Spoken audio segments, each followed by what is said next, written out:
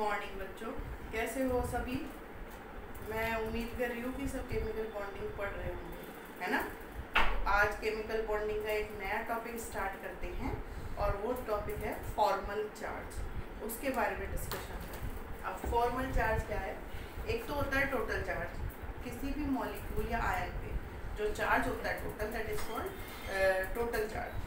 Formal charge है कि किसी भी आयन में या मॉलिक्यूल में पर्टिकुलर एटम पे जो चार्ज है, पर्टिकुलर एटम पे जो चार्ज है, that is called formal charge. ठीक है, हर एक एटम इन कंपाउंड फॉर्म और in ionic form, in polyatomic ion. For example, मैं आपके सामने एक एग्जांपल यहाँ ले रही हूँ और फॉर्मल चार्ज निकाल। देखो ओजोन, एक फर्स्ट एग्जांपल हमारा, मैं ओजोन ही ले लूँ।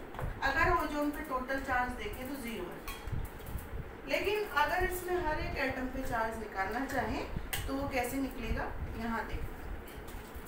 सबसे पहले ओजोन का मुझे लेवी-स्ट्रोक स्ट्रक्चर बनाना है, तो आपको मैंने सिखाया था। तो ओजोन, ये ओजोन है, ठीक है, और सबके पास 6 इलेक्ट्रॉन जो आपको दिखाई दे रहे हैं।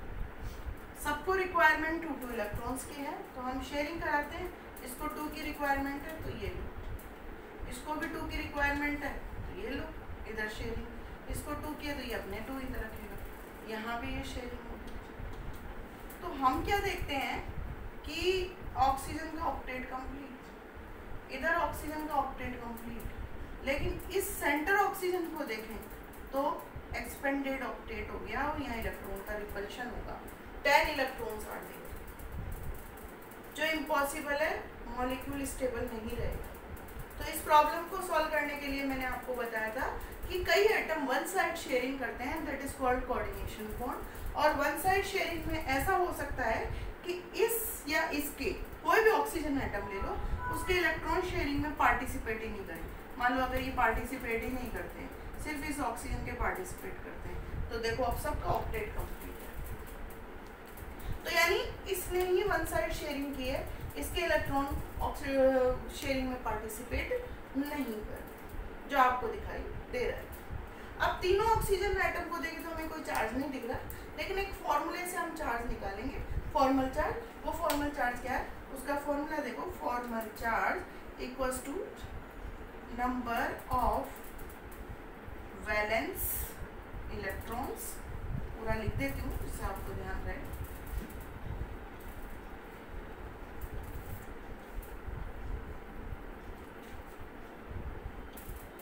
Minus number of unshared electrons minus half number of shared electrons। ठीक है, ये इसका फॉर्मूला। अब मान लो मुझे यहाँ ऑक्सीजन सेम एटम है, मान लो मुझे फर्स्ट एटम का फॉर्मल चार्ज निकालना, मान लो इस फर्स्ट एटम का निकालना, तो मैं सबसे पहले आप देख लेती हूँ। नंबर ऑफ, इसको फर्स्ट नेम दे दिया, इसको सेकंड नेम दे दिया, इसको थर्ड नेम दे दिया, ठीक है। तो सबके फॉर्मल चार्ज हम निकालते हैं। मान लो फर्स्ट एटम का फॉर्मल चार्ज निकालना है, तो नंबर ऑफ वैलेंस इलेक्ट्रॉन देखते हैं। तो ऑक्सीजन के पास वैलेंस इलेक्ट्रॉन है 6। Formal charge of first oxygen, first one,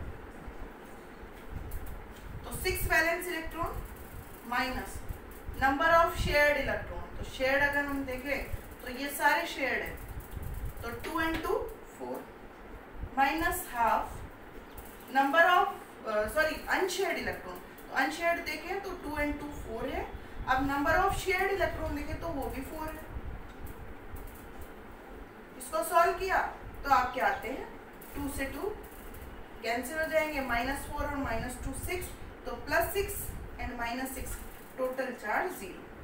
तो फर्स्ट ऑक्सीजन पे टोटल चार्ज है 0। अब सेकंड ऑक्सीजन पे देखें तो मैं यहाँ, मेरे पास जगह नहीं है तो मैं इधर कर लेती हूँ। Formal charge of oxygen second, देखिए नंबर ऑफ इसका देखें, वैलेंस इलेक्ट्रॉन तो सबके सेम रहते हैं, तो 6 है। नंबर ऑफ अनशेयर्ड इलेक्ट्रॉन, तो आप देखो ये शेयरिंग में पार्टिसिपेट नहीं करे, तो 2 minus half number of shared electron, तो शेयर्ड इलेक्ट्रॉन अगर आप देखते हो ना तो 1 2 3 4 5 6 ऑक्सीजन के लिए दोनों साइड शेयरिंग होगी, तो 1 2 3 4 5 6, ठीक है। अगर हम देखें तो ये आता है, इसको कटिंग करेंगे 3 तो ये +1 रहता है, इस ऑक्सीजन पे +1 चार्ज। अब फॉर्मल चार्ज हम देखते हैं ऑक्सीजन थर्ड का, ये ऑक्सीजन फर्स्ट का था, सॉरी ये ऑक्सीजन फर्स्ट, ये ऑक्सीजन थर्ड, तो वैलेंस इलेक्ट्रॉन सेम 6। अब second number of shared electron, unshared electron, तो देखो 1 2 3 4 5 6 से शेयरिंग में पार्टिसिपेट नहीं करे तो -6। हाँ, और शेयर्ड इलेक्ट्रॉन देखें तो ओनली 2, तो ये होता है -1 हो जाएगा, 6 और -1 -7 तो -1। यानी अगर हम एक मॉलिक्यूल ओजोन में देखें तो एक साइड एक ऑक्सीजन पे 0 चार्ज है, एक ऑक्सीजन पे +1 चार्ज है, एक पे -1 चार्ज है। लेकिन अगर हम अब आप कहोगे कि फिर टोटल चार्ज तो 0 ही आ रहा है, तो आप इन तीनों का सम कर लो, ऑक्सीजन फर्स्ट का चार्ज का, ऑक्सीजन सेकंड के चार्ज का और ऑक्सीजन थर्ड के चार्ज का। ऑक्सीजन फर्स्ट का चार्ज है 0, ऑक्सीजन सेकंड का चार्ज है +1, ऑक्सीजन थर्ड का चार्ज है -1, टोटल चार्ज 0। इसीलिए ओजोन का टोटल चार्ज जो आता है वो 0 आता है।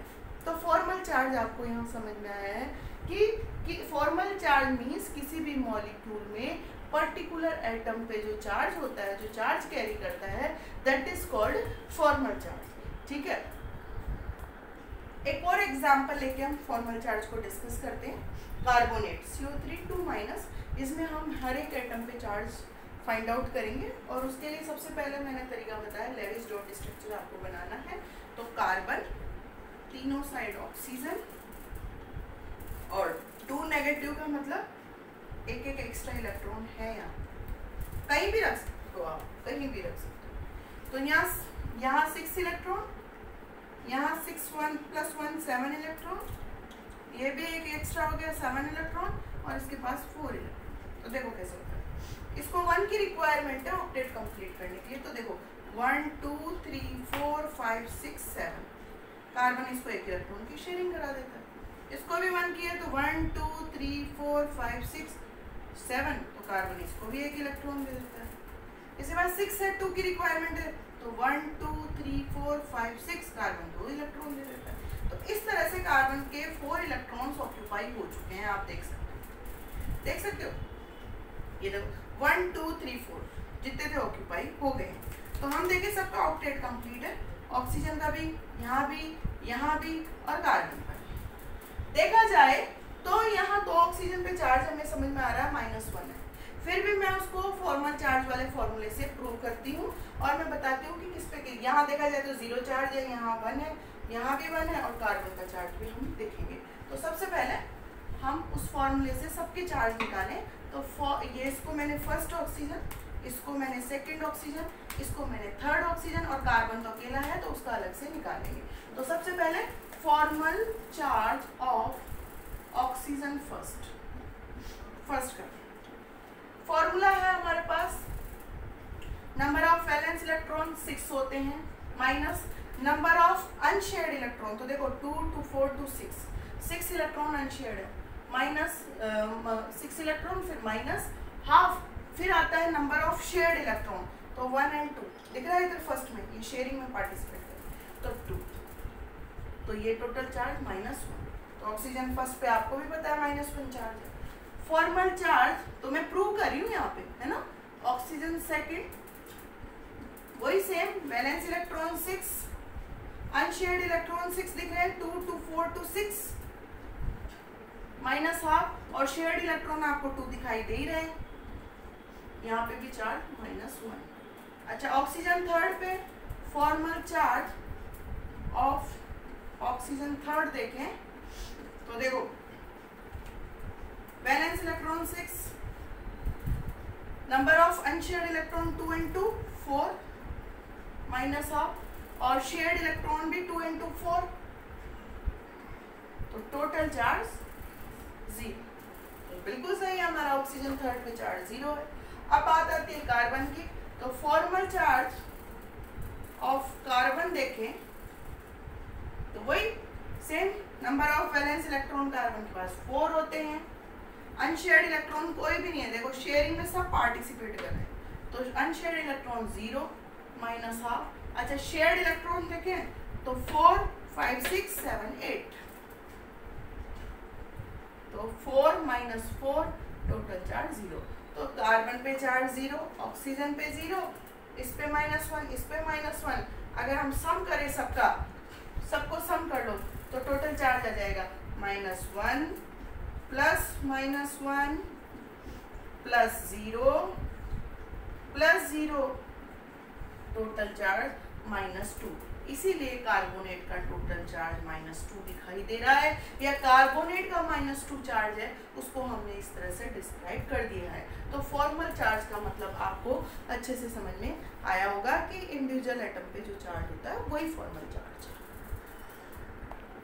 नेक्स्ट टॉपिक हम चालू करते हैं। फॉर्मल चार्ज आपको समझ में आया होगा, जैसा अभी मैंने समझाया है, एक तो एग्जाम्पल से भी मैंने समझाने की कोशिश की है। उसके बाद नया टॉपिक हमारा चालू होता है रिजोनेंस। रिजोनेंस क्या, ठीक है? तो रिजोनेंस की जो डेफिनेशन है, the phenomena is the result of which molecule can be expressed in different forms, यानी एक ही मॉलिक्यूल को हम डिफरेंट वेज में एक्सप्रेस करें और उसमें से कोई भी एक पूरी प्रॉपर्टीज को एक्सप्लेन नहीं करता, ठीक है? ऐसा नहीं कि ये एक ही मॉलिक्यूल सारे मॉलिक्यूल सारी प्रॉपर्टीज को एक्सप्लेन करते हैं, और जो बनता है actual structure that is called resonance hybrid, ठीक है? तो जैसे हम बोले ना, एक पर्सन के कई रूप होते हैं, जैसे माता के 7 रूप होते हैं, ठीक है, दुर्गा माता के। तो उसी तरह से हम कह सकते हैं एक मॉलिक्यूल के बहुत सारे स्ट्रक्चर्स हो सकते हैं, जिसमें हम एटम्स को चेंज नहीं करेंगे, उनके इलेक्ट्रॉन्स को चेंज नहीं करेंगे, फिर भी हम उसके कई स्ट्रक्चर्स बना देते हैं, और सभी स्ट्रक्चर सही हैं, और उनमें से कोई भी एक स्ट्रक्चर ऐसा नहीं है जो सारी प्रॉपर्टीज को शो करते हैं, सभी सबको शो करते हैं। कैसे? उसके लिए हम एक एग्जांपल देखते हैं। यानी रिजोनेंस का मतलब एक ही मॉलिक्यूल के कई फॉर्म्स, ओके? वो कैसे, वो देखना आप। मैं एक मॉलिक्यूल ले रही हूँ कार्बोनेट, और उसका रिजोनेटिंग स्ट्रक्चर बनाती हूँ। तो देखो रिजोनेटिंग स्ट्रक्चर में आप कार्बोनेट का जब स्ट्रक्चर बनाते हो, अभी अपन ने बनाया था, तो वापस से मैं बना रही हूँ, ये देखना। कार्बोनेट CO3 2-, ये होता है ना सेंटर कार्बन। अगर यहाँ देखें तो 2 इलेक्ट्रॉन की शेयरिंग हुई है, अभी बताया था। यहाँ नेगेटिव चार्ज है, तो ये इलेक्ट्रॉन्स हैं, यहाँ नेगेटिव चार्ज है, ये इलेक्ट्रॉन्स, ठीक है? ये कार्बोनेट का स्ट्रक्चर, यानी जहाँ जहाँ नेगेटिव चार्ज है वो सिंगल बॉन्डेड, और जहाँ चार्ज नहीं है वो डबल बॉन्डेड। तो इसका ये जो स्ट्रक्चर बना हुआ ऐसे बना,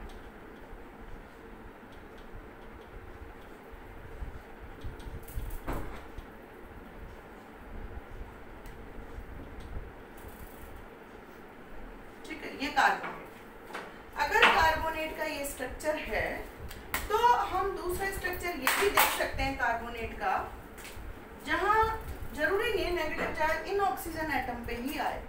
कार्बोनेट में जो नेगेटिव चार्ज है वो इन दोनों ऑक्सीजन एटम पे भी आ सकता है, वो भी ठीक है। तो अगर हम दूसरा स्ट्रक्चर देखें, रिजोनेटिंग स्ट्रक्चर, तो ये होगा, ये नेगेटिव चार्ज, ये नेगेटिव चार्ज, और ये डबल, ठीक है? ये भी स्ट्रक्चर सही है, दोनों ऑक्सीजन पे नेगेटिव चार्ज और डबल बॉन्डेड है।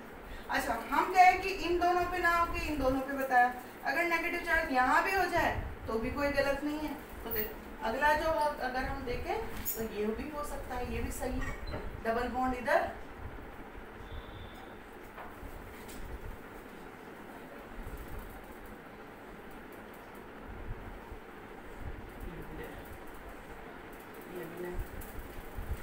ऑल स्ट्रक्चर्स आर राइट, और सारे स्ट्रक्चर सही हैं, और कोई भी एक स्ट्रक्चर एक्सप्लेन नहीं करा कि यही सारी प्रॉपर्टी शो करेगा। कार्बोनेट ऐसा भी हो सकता है स्ट्रक्चर में, ऐसा भी हो सकता है, ऐसा भी हो सकता है, और इसीलिए मैंने डबल साइड एरो लगाया है कि ये या ये या अगर इन तीनों का सम कर दें तो एक नया रिजोनेटिंग स्ट्रक्चर बनता है जिसमें सेंटर कार्बन, तीनों साइड ऑक्सीजन है, डबल बॉन्ड कभी यहाँ आता है, कभी यहाँ आता है, कभी यहाँ आता है, नेगेटिव चार्ज कभी यहाँ रहता है इन दोनों के बीच, कभी इन दोनों के बीच, कभी इन दोनों के बीच, तो कहीं भी नेगेटिव। ये है रिजोनेटिंग स्ट्रक्चर हाइब्रिड, ठीक है। तो यानी कहने का मतलब हम अगर रिजोनेटिंग स्ट्रक्चर देखें तो हम ये समझ सकते हैं रिजोनेटिंग स्ट्रक्चर में हमने किसी भी एटम को अपनी जगह से नहीं हिलाया है, कोई भी एटम शिफ्ट नहीं हुआ है, किसी के इलेक्ट्रॉन्स को हमने शिफ्ट नहीं किया है, सिर्फ हमने चार्ज को शिफ्ट किया, उससे ही रिजोनेटिंग स्ट्रक्चर बना। और सारे स्ट्रक्चर सही हैं, कोई भी गलत नहीं है, और कोई एक स्ट्रक्चर ऐसा नहीं है जो सारी प्रॉपर्टीज को एक्सप्लेन कर दे। वही बात है कि कोई भी फॉर्म हो सकती है carbon, that is called resonating resonance, ठीक है। और इन सब का combining structure that is called resonating hybrid. ये होता है रिजोनेटिंग हाइब्रिड। एक तरह से रिजोनेटिंग हाइब्रिड के बारे में आपको समझ में आया होगा और रिजोनेंस के बारे में भी समझ में आया होगा। तो यहाँ तक आपको देखो, अभी तक जो हमने टॉपिक पढ़ाए हैं उसमें देखना आयनिक बॉन्ड, कोवेलेंट बॉन्ड, ठीक है, उसमें लेविस-लैंगमर थ्योरी है, और उसी थ्योरी के अंदर मैंने फॉर्मल चार्ज बताया, और उसके बाद में मैंने रिजोनेंस के बारे में आज बता दिया। अब हम सेकंड थ्योरी चालू करेंगे, वेस्पर थ्योरी, जो कल देखी।